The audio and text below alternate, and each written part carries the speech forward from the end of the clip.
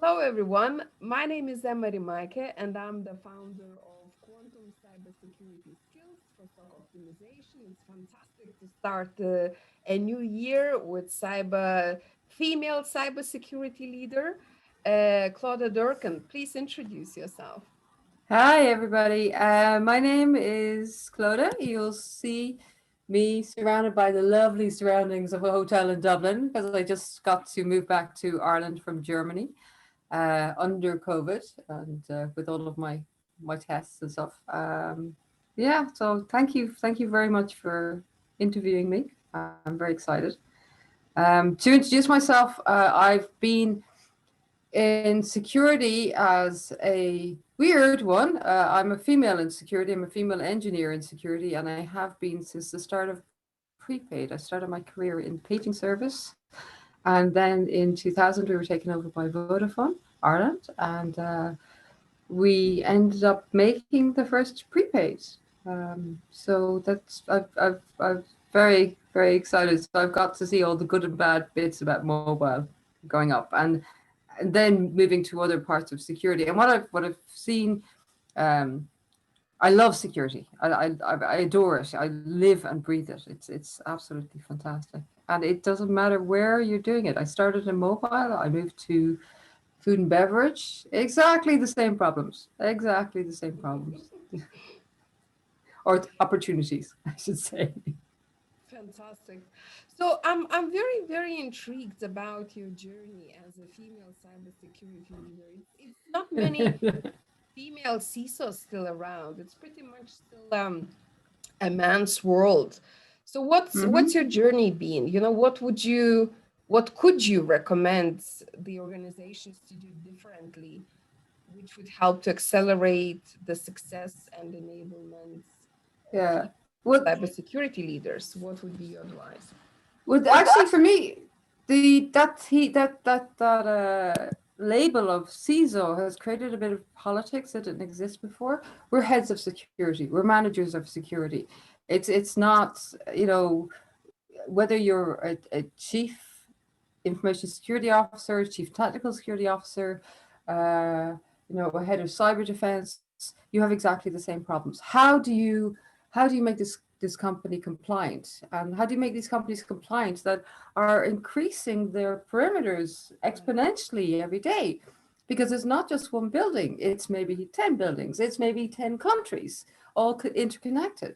And then you have this increasing complexity of virtual or on premise, hosted or on premise, or in the cloud, which, and if it's in the cloud, you generally don't have one cloud, you generally have seven clouds. So which cloud, where's your data going around the world? Which kind of data? And how are you tagging this data so you know the data that department number seven is dealing with is known by department number one, who don't really talk to each other because they're living in separate countries. So it gets, that simple thing of what your technology is gets very complex quite quickly. And it's trying to really simplify the questions and simplifying the approaches, because for me anyways, doing something that everybody can understand helps. It just makes it easier, uh, because you can complexify everything, but complicating everything actually introduces an awful lot of risk into your organization. And it's trying to explain things in ways that not only your ethical hackers can understand, but also your head of HR can understand, because you need them to be able to do your training. So very often Sure. partnering with the rest of the business covers your security awareness. You need to partner with legal to cover your contracts. So it's not just one question of technology. Technology doesn't mean I'm sorry. You put me under the theme of security. I love this theme, but for me it's about the whole how do you embed security through the whole supply chain? I see security as really a red line for the company. It's this lifeblood of the company Correct. that helps people, not says no all the time. I try never to use the word no. Try to find solutions for everybody, and that's what I think the benefit of good security is. It's an enabler. Yeah.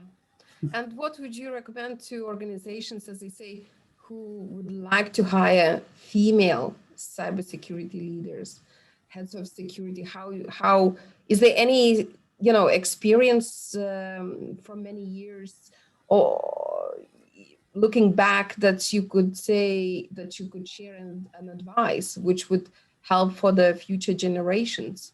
Hmm. I would say I wouldn't do it for male or female. I know there's a lot of initiatives at the moment to get more females into security. And unfortunately, there's also this thing of I know so many people who have awards for being the best female in security, and it's like, where did these awards come from? We never had awards like that. I don't know any men who have like best man in security. So You it's a should little thing. create one. Oh, stop! This is so funny. So that kind of thing doesn't really help because people see it and they don't understand it. So they assume that if somebody has an award for the best female in security, they're the best. It doesn't. It just means they're probably good at marketing or their company has paid somebody for it. Um, I don't know. You have to. I mean, I like looking at people's CVs because people's CVs will show they show ins and outs and arounds. So if somebody security is one of those things that you have to live and breathe it.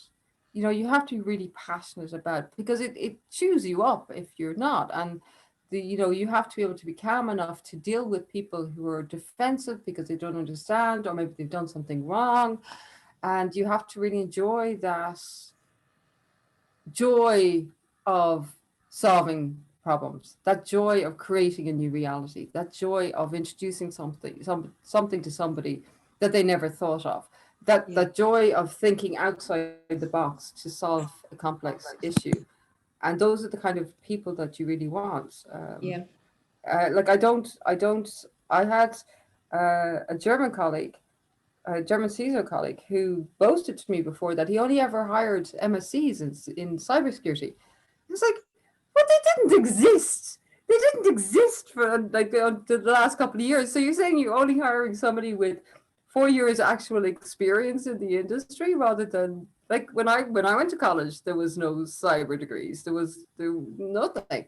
There was a couple of courses, but there was no. I left engineering because I liked doing what I was mm, doing so much in security, and there wasn't any degrees to do. Um, so people have different backgrounds, and it is embracing that. Very often, somebody who's learned pure a pure security course, by the time they've done it, they've just learned legacy because the yeah, industry moves so fast, and it's finding somebody who is intrigued enough to be able to figure it out themselves and learn and constantly enjoy learning. yes, fresh That's who. ideas, fresh, as Yes, you say, thinking outside the box, gathering this intelligence, what could make another best business case, right? Or best yeah, practice case. Yeah, yeah, and somebody who can talk to other people often helps as well. Because a lot of like secure like for example a lot of ethical hackers, you often don't like to put them in front of people because they're so passionate about finding every tiny little problem, and it's like the worst problem in the world. The sky is going to fall down, the sky's falling down, and no, that CTO won't pay attention to me. And that's not going to change anything. You need somebody who can calmly talk to the business and yeah, tell them it's okay. I've got it. I've got you. I've got your back. I'll solve it. Just trust me and I'll do it. Um, they don't need to be scared. And a lot of people get a lot of power out of scaring people. And that's not a great security that I would see because it doesn't change anything. You change businesses by changing how people think yeah. and getting them to want to be involved and getting them excited about security. Like security is very good for procurement departments, for example. That's So a very, very interesting point you're making, Clodagh, about um, making people excited about security. One of the my current research fields is how to scale security without any new hires. We saw DevOps becoming DevSecOps. We hmm see more bridges being built or duplication of work removed when it comes to IT operations and security operations.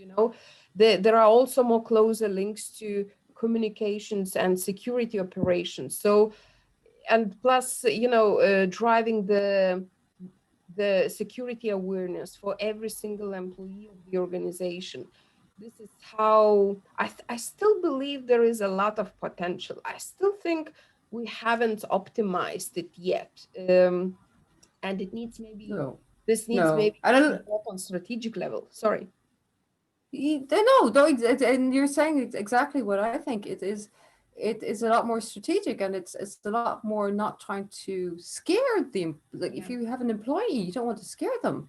You Yeah. want them to really enjoy it and really see that their systems are going to work better. Their laptops are going to work quicker if the security is done. They're, we've the perfect example for how security helps with everybody working remotely. That's I Yeah. started my career in looking after VPNs and firewalls for Vodafone. My first job was to consolidate when I came from the paging service. My first job was to consolidate all the firewalls, and part of that was the Cisco VPN for all the Mm, remote access for the suppliers, mm, and then we expanded that out to let the employees do remote access in for monitoring the network systems, and then that expanded out into a much more um, work from home thing over the years because we didn't have that in the beginning, and that's exactly what we have now. So we because security people were building these systems to help people remote access and work from home, we were able to still work as well as we did, pretty much. Of course, there's it's a couple of issues along the way, um, but a lot of that comes from security architecture, and that's putting in solutions that help people work safely from home. yeah. Um, and those are the kind of solutions that I really love because that's something that helps everybody. So, talking about this, of course, COVID was a massive accelerator of digital transformation. I've been reading articles, 2-year, 3-year projects happened literally in 1 or 3 months. That Mm-hmm. was the speed of digital transformation. And because the companies were facing the risk, will they survive or not, they needed to adopt fast.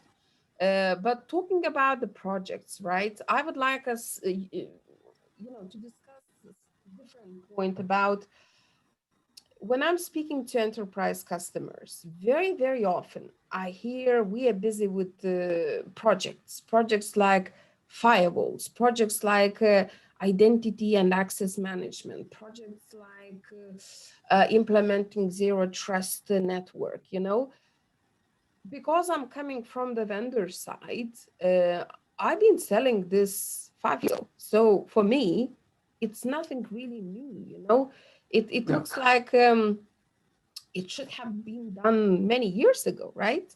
Mm-hmm. But so again, what is your advice?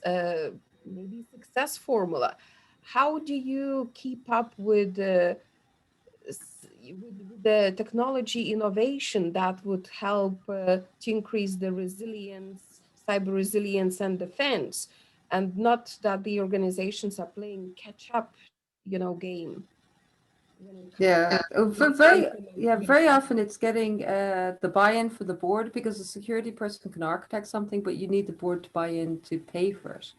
Um, and it is being able to treat security projects and being able to demonstrate that business case because a CFO doesn't want to hear, I'm going to stop 10,000 viruses. He wants to hear this is the payback you're going to get.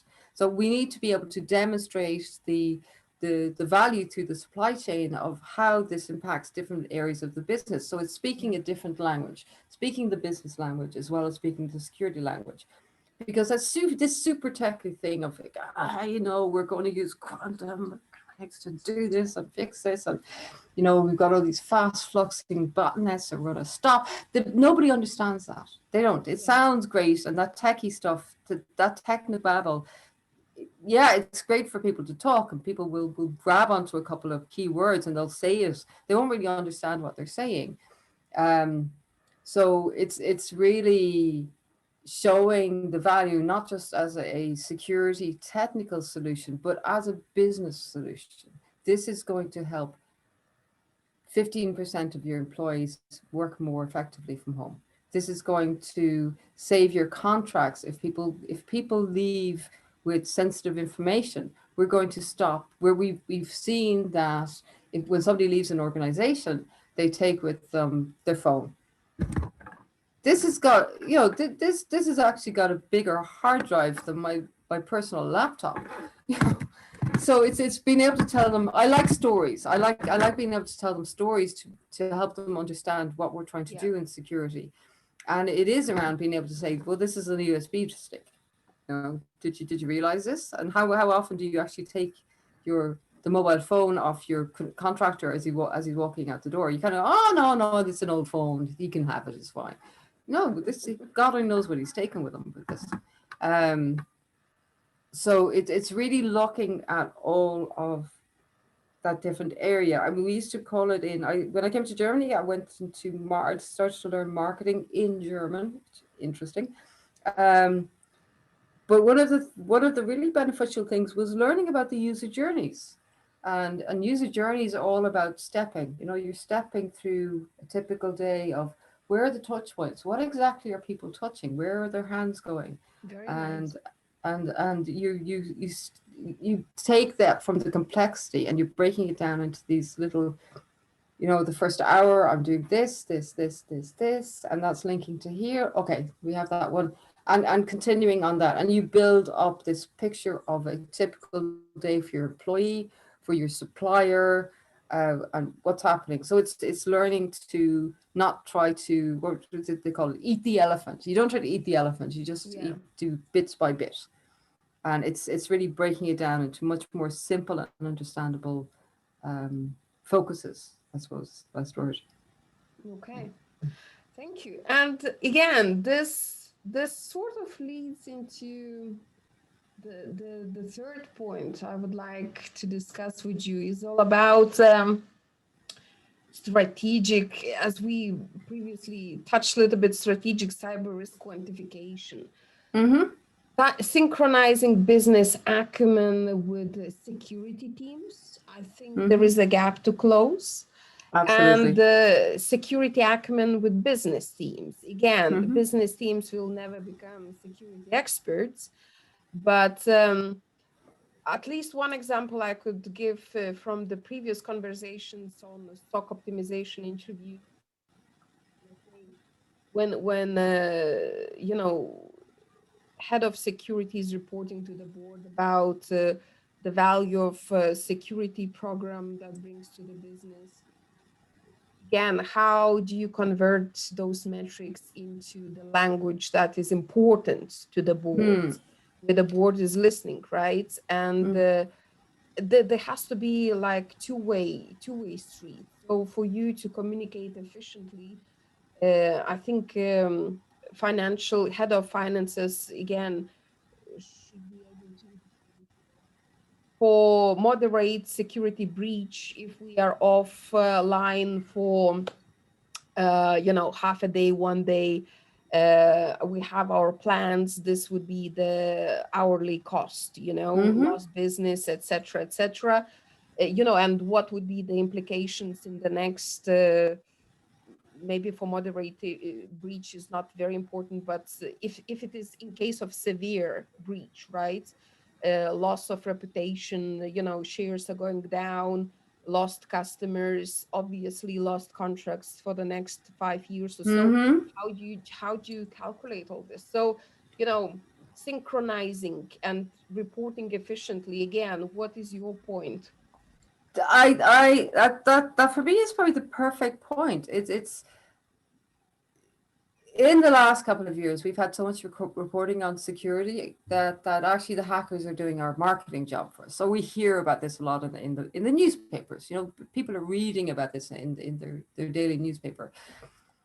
And what initiatives like GDPR, I know that it's like for me, I quite like it. I mean, I don't think it's got everything perfect, but it gives us a quantifiable figure to put on security breaches, because as soon as there's a breach and it impacts the customer data that your marketing team have been gathering, Yeah. you have the potential to lose 4% of your overall revenue, and or Global. it's overall worldwide sales revenue. It's 4%, or 20 million, whichever is the highest. And that's a very important metric to be able to give your senior managers, that they realize the risks that they have. They don't just have a risk for one location. They have a risk for their whole, for to be judged on their worldwide revenue if Mm. a breach happens in one location. And that is the risk. And that's what we saw with the BA fines. And it's only really since the BA fines that we saw these really big fines start to come into play. And we'll see what happens there. But it shows that people are taking it seriously. And people Yes. like BA were, they were caught and they were given time to fix it, and they still didn't fix it, and that's why the big fine came in. So boards are looking at that, and that's the language that security people have to say. And again, it's not about trying to scare them about it, but it's trying to say, if we do this, we'll have it under control. We need help to do this. We Yeah. need we need to work through this whole supply chain, embed security at all the different layers. We need to work with legal to get those catch-alls put in the end of contracts. We need to be able to ask those hard questions of our suppliers and our suppliers, because we're still liable if something happens there, if they're working under contract for us. So that's where security becomes not. You talk about DevOps. To be honest, I don't do DevOps. I mean, I did loads of languages in college. Did assembly and Pascal and COBOL and C++ and C Sharp and blah blah blah blah. But most of my work is looking at networks and how networks are fitting together like a Lego. I do puzzles. You just look into different pieces of the puzzles. Yeah. And one big puzzle piece at the moment is the legal teams and the procurement teams, and how you're managing it, not technically, but how you have your liability covered. And it's looking at that liability spreads in the organization. Like I'm just starting work in a big insurance company, so I'm very interested to see that risk transference onto insurance companies, because they're helping security teams by offering cyber insurance. Cyber insurance Yeah, is a exactly. risk transference. It's a risk Mm. transference now. Very quite important, and these insurance companies are actually also offering security services. So if you buy your cyber insurance, you're not just getting a piece of paper with you're insured for however many million, but also they will say, well, we don't want you to have a big claim. So we will offer you the opportunity to have a channel into the forensic investigators, because we know people and we know you can't afford to have them on staff all the time. Yeah. So we'll give you a channel, we'll give you a phone number you can ring to go, I need somebody to help me. I need a forensics person who can figure out how the hell this person got in. And a lot of insurance companies are actually moving into this space, which for me it's quite interesting, because it shifts that security model from being just pure DevOps on the ground, tech things, Yeah. into being, well, actually, my security team could be really wide. So it could be my legal team, it could be my financial team, and it could also be my partners. My Yes. partners, which is my insurance company, could be my partner for security. So that's where security is. It's fascinating how much it's expanding nowadays. Yes, Because and actually, it's very interesting that you mentioned this because I've been thinking this morning, sort of recalling the old network perimeter, right? You had defined perimeter and you knew what to do. That was your back garden, right? yeah, Making sure that thieves are not climbing through the fences, right? But and I was thinking, same as you just said, security security services operations, uh, it has many functions, right? And the lines are just blurring. It's Yep. like has not anymore any defined shape or body. It's everywhere. It's in different form, different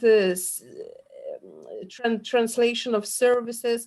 As you rightly say, it could be your forensics team could be coming from maybe insurance partner and so on. Mm-hmm. So yes, very interesting. I think we could talk and talk. I really love the conversation. It's been a really pleasure to have you, Claudia, on Me too. call.